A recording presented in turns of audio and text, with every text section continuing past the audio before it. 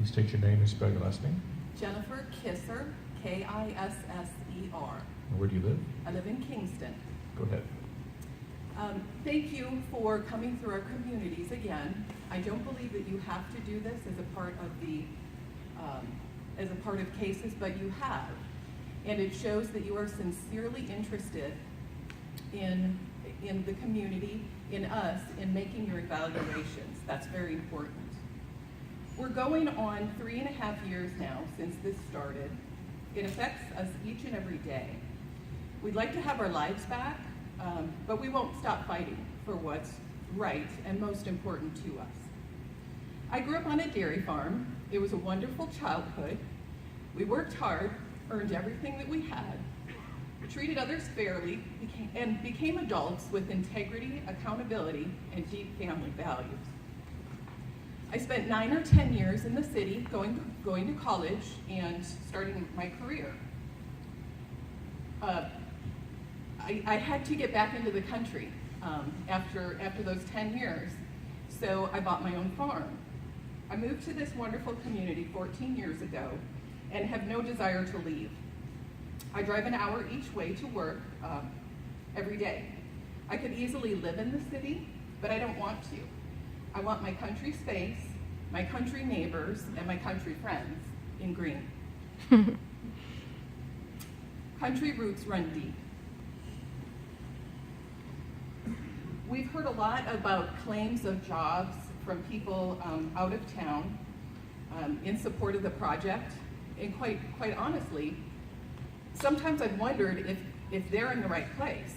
We've heard dozens of different company names, project names, and more than a few wild and fantastic claims of truth. And if we're up here speaking the truth, some of these folks can't possibly attest to that because it is not proven. It's a poorly planned, weakly concepted business plan with no substance. There are no wind farms. There are no customers.